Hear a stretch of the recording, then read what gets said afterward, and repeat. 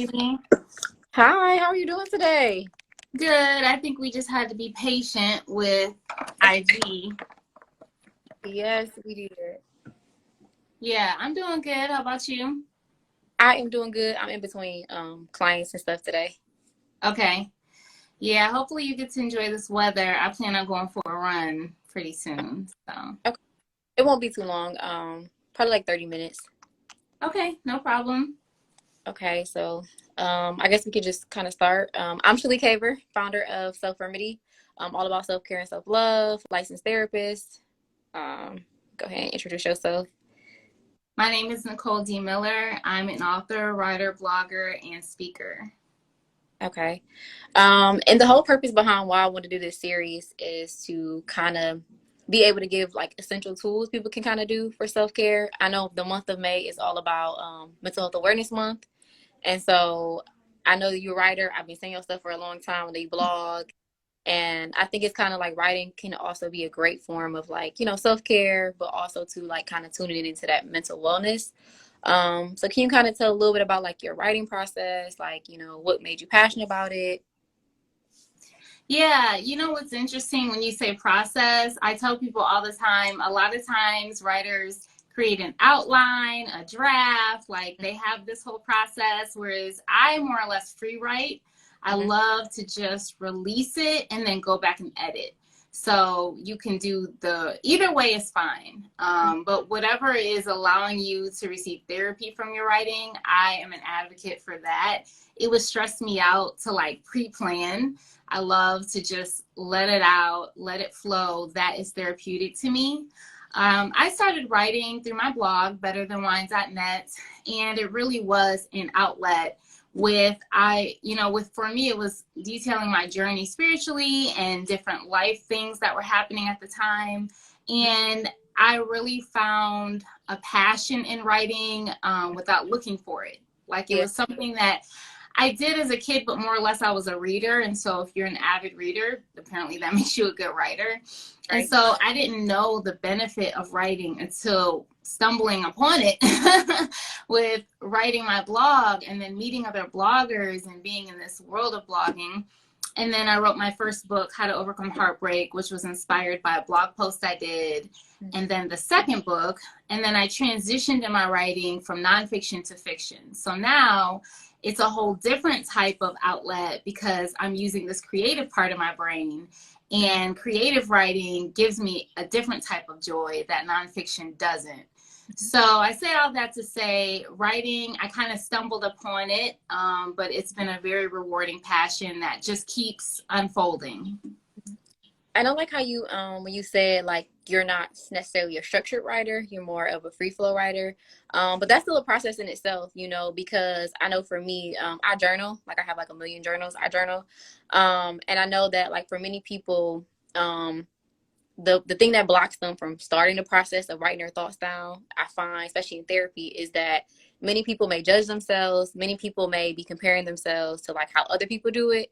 And they naturally don't know like how to flow into their own form of, like you said, like finding your way, kind of transitioning through. And like, even when you mentioned like how you went from book to book and like your blogs and stuff like that, that was like your way of kind of just experimenting, tapping into like what you kind of liked.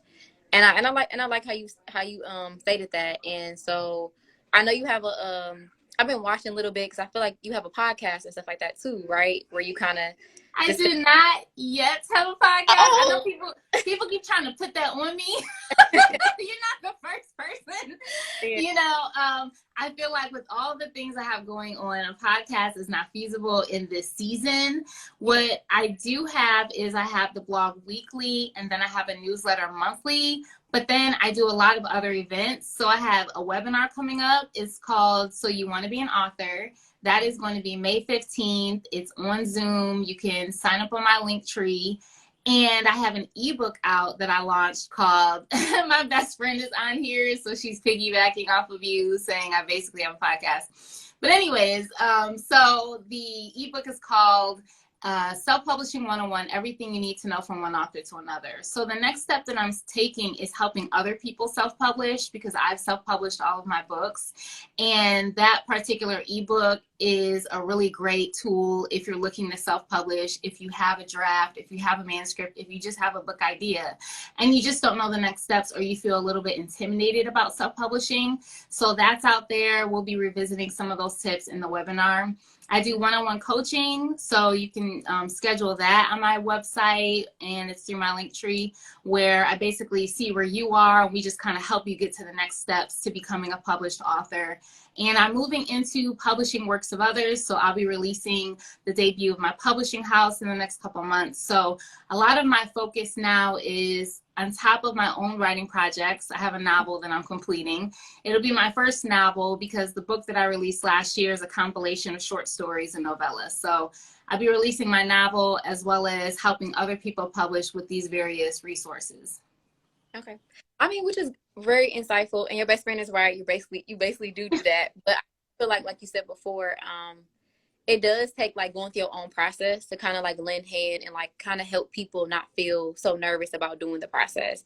And so when thinking about that, like for you, when you first started writing, I know you said you've been doing it for a while, like what was 2 key things that kind of like helped you overcome your own fears of like just feeling confident enough to just put it out there? One of the things I'll say, because I don't necessarily feel like I had a fear with blogging, I think because it is out there and you don't really know who's seeing it, right? So it's not like I have to look at you. That would make me nervous. Okay. But with my book, which was very transparent and vulnerable, the first book, what motivated me was that it could help others. So you always have to have a why. And then go back to this with entrepreneurship. What is your why? So my why with How to Overcome Heartbreak was I need to help others.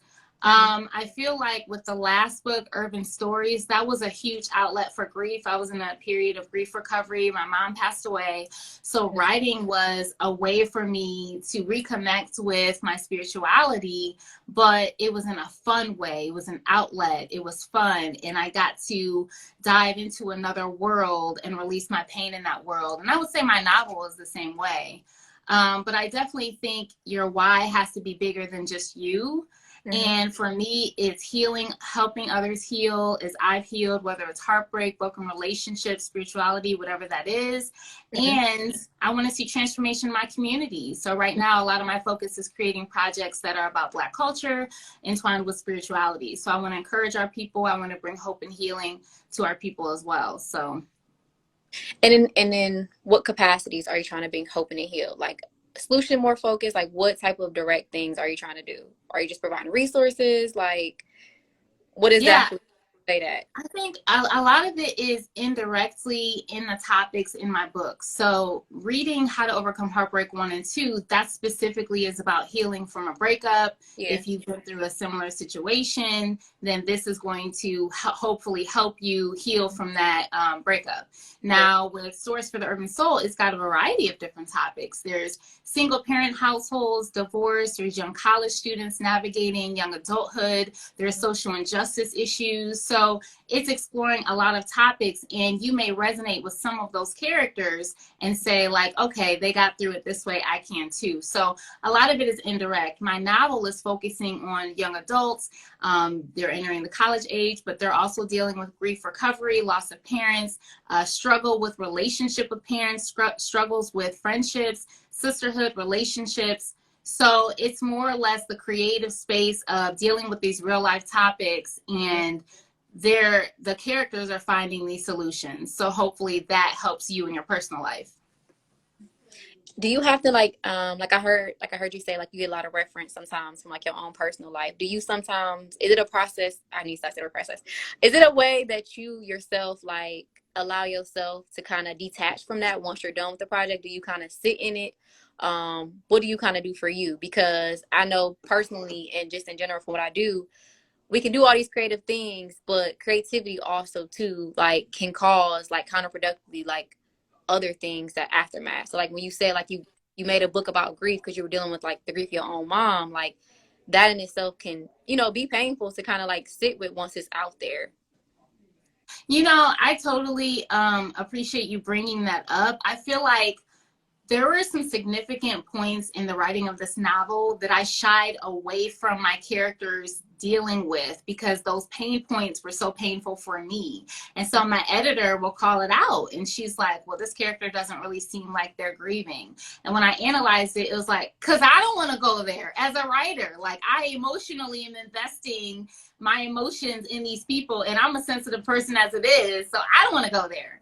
And I feel like for me, a lot of it is the release in the book project. And once the book project is over, that emotional creative space is not necessarily where I'm living. I'm living in it as I'm putting it together and spending all these hours writing it and creating it.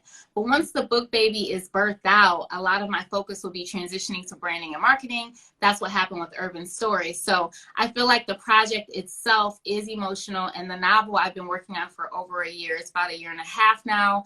So it's definitely been time consuming and not easy from an emotional standpoint. But I feel like once it's published, I can move forward. Now, my friend who was on here earlier, she's actually reading Urban Stories, which is my first book. So she's sharing with me her feedback on some of those stories. And as I'm rereading them, because I don't reread them a lot, I'm like, oh, it's bringing me back to where I was then, you know. But while I'm writing and all of that, it can be very emotional. But I feel freedom once it's out. It's like I can move forward to the next stage, which is branding and marketing. Okay. I like that. I definitely like how you said that. And I also can kind of agree. For my journals, I sometimes yearly or 2 years beyond, I like to go back and read them because, like you said before, it gives me a sense of like, I said it, it's done, it's in there. But then also too, for me, it gives me a reflective mindset of like how far I've grown, you know, because growth also too happens too, especially when you think about writing as a whole in the process of like just being able to kind of create. And like, I know like how you've, since like book number 3 or 4, you like, I feel like you go on. Well, technically it's 5 with the ebook. Okay. The novel will be 5. Yeah. Are you finding yourself able to kind of like, as you're getting more like in your rhythm and your groove of things, are you able to kind of get done faster, or is the process or your delivery time still about the same time for you? You know what's so funny? Like, I'm not gonna lie, I'm a fast writer. Okay, so some of my friends who are writers marvel because they just been, you know, struggling with the one book for a while, and I just kind of like spin them out. However, I feel like with the novel, I have met my match. I feel like it's just been this tug of war, and at one point I thought I was done. I was so excited. I shipped it to my editor, and she said it's good, but gave me so much feedback that I knew there was so much work to be done. And it literally was like I couldn't do anything for a month, so I didn't touch it for a whole month. Then I went back in, and it's been like 6 months later, and I'm just now kind of like tidying everything up. But the novel has so many nuances to it because I literally just did a focus group of beta readers for it this past weekend. There's a couple more interviews I'm going to do before it gets back to the editor. So I've just had all of these processes in place with this particular novel. But I'll say those people who spit out those novels once a year, I don't know what they're doing. I need the secret recipe because I just don't know how I can do another one of these in the next year. Yeah. I mean, like you said before, like, and like you said, yours is like, it's passion behind it. You know, you have to feel something for it because a lot of your stuff has connectability to serving a purpose.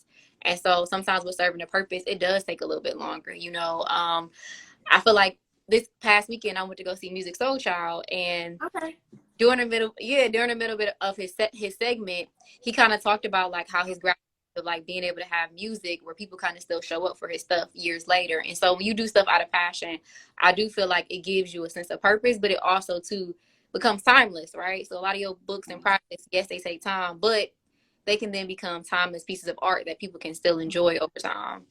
And so, girl, I received that because that's my heart for this novel. Like I grew up off of urban Black classics, so my heart is really to write one that transcends time. Yes, the target market is your generation, but will reach multiple generations, and that's one of the beautiful things about words on print. It lasts beyond you. Music is the same way. I'm a big music head, so there's a lot of music references in my writing, but just creating a legacy, creating words of life that are sustaining and will reach the masses, no matter the race, color, gender, whatever, but outlives you. So being able to create works of art that outlives you, I think is the goal of any good artist. I agree. That's how I feel about sometimes like with projects I'm working on. Like I have a couple pieces that I haven't designs I haven't delivered out yet. But like you said before, it is a thing. Like I get people who come to me who have stuff from like way back yonder, and it's always like amazing to see like their interpretation of like what they get from it, because like what Yes. they get and what I may have wanted them to get is something separate, but I'm just appreciative that they like are able to kind of get something from it, you know. And I know I met you what, almost Years ago. yes. I was like, because I was telling somebody, I was like, yeah, I met her like 3 years ago. Like, and Yep. I have seen like the transition of growth of like I said, the development of like seeing your projects kind of come out. And I think it's really cool. And that's why I kind of wanted you to kind of share some of like your tips and tricks, because I do feel like when it comes to like self-care, I think a lot of us kind of overthink the aspect of what that kind of looks like for ourselves. And we Yes. don't about how we can kind of like how you do writing, like do little things that can save us coins, but also too like that are very timeless things to continuously do. Yes, and there's so many different facets of writing. You mentioned journaling. Journaling. I have so many journals. I Hmm. mentioned blogging. Blogging is just a public way of journaling. Yeah. And then short stories, poetry, novels. There's so many ways that you can write that, like you said, are not expensive and they bring you revelation. I get so much revelation through my writing. It'd be stuff that I write out that's an answer to something I'm anxious over, and it comes out in my writing. So, I definitely think that's kind of cool. Do you have any like I heard you say like what do you have like if 5 years from now we were having the same talk, you know, from now, who say we won't, but 5 years from now we will have this talk, what would be something or like two key messages you would want to leave behind for somebody to know looking back at your process, or like what you get from writing?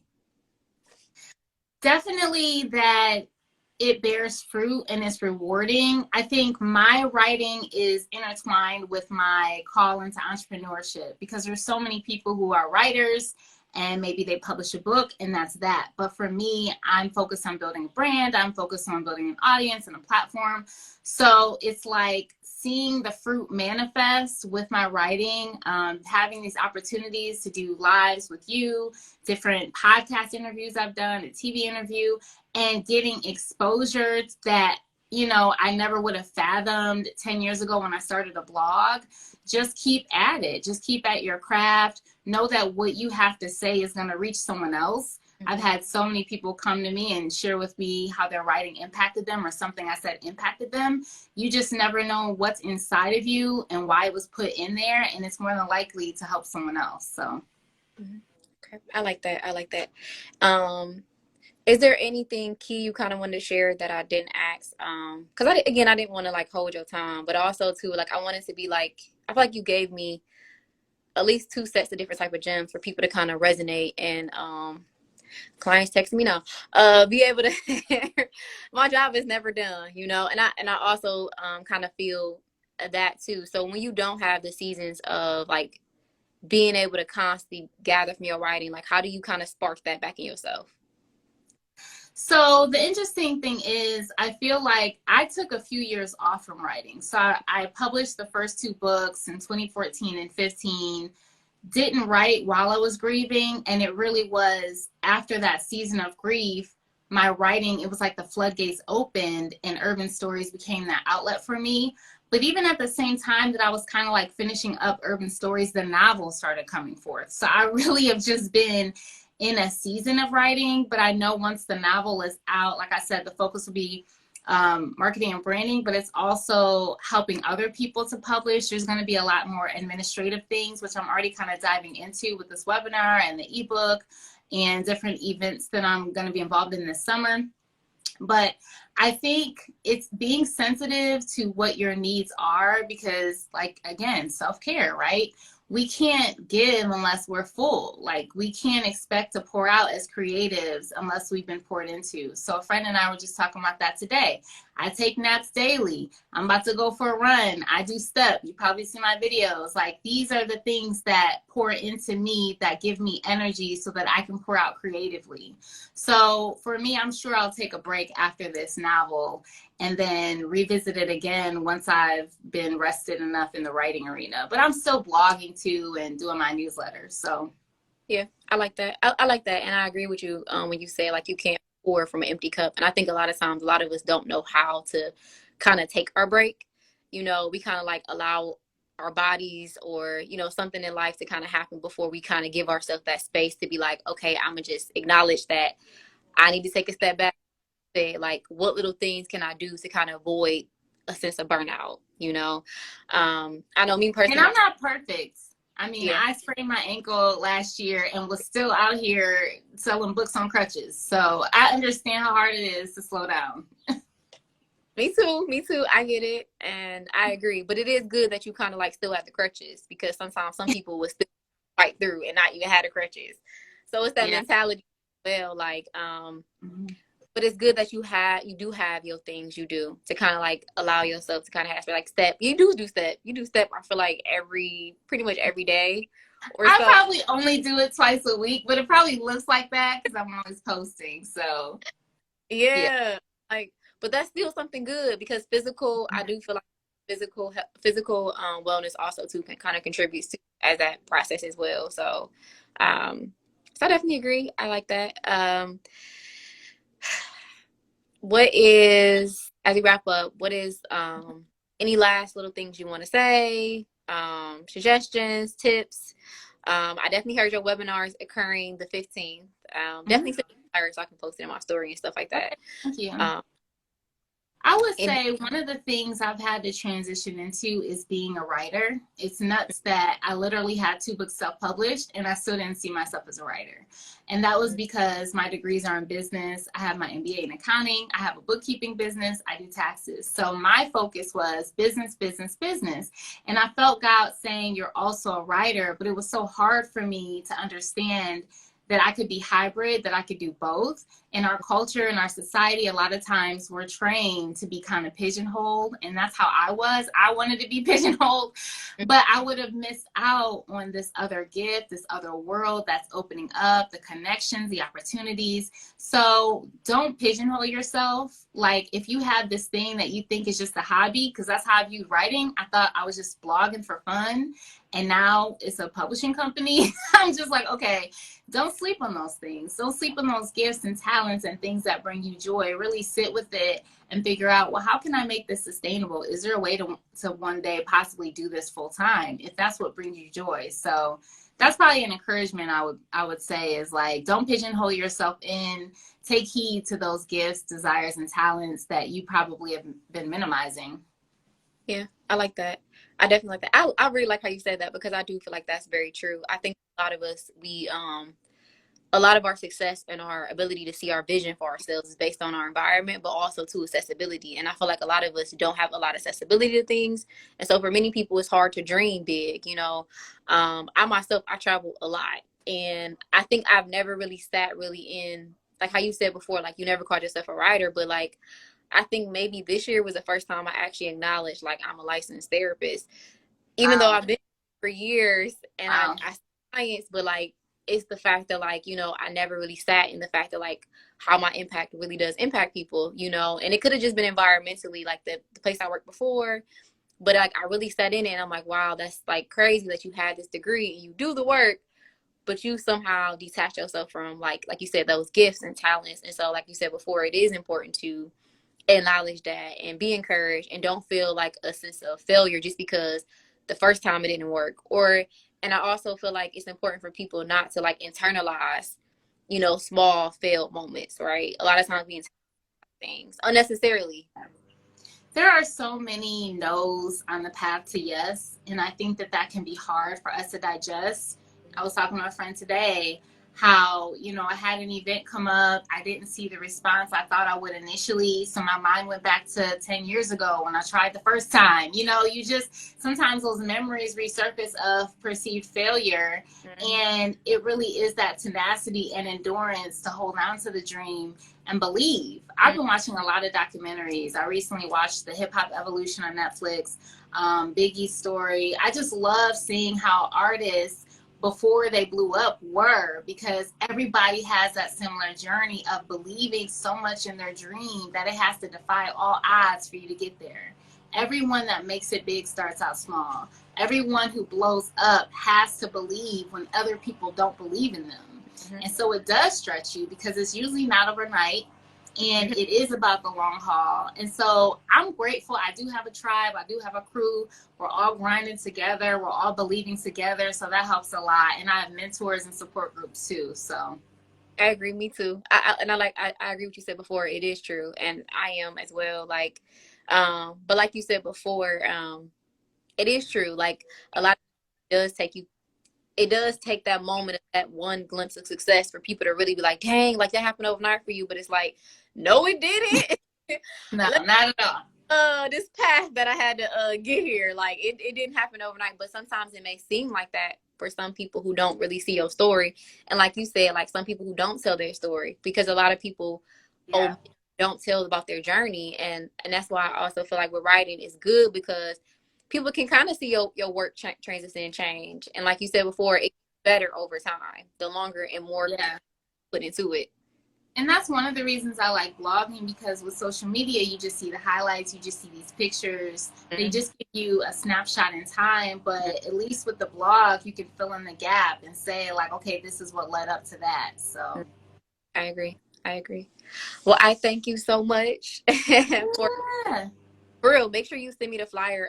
I do have an event this weekend too I have to do. Okay. So I'll make sure to pub you there too as well. I hope you enjoyed the rest of your day, and thank you again. I appreciate it. Thank you. And you need to get some sun. Don't work too hard. It's gorgeous here. So get outside.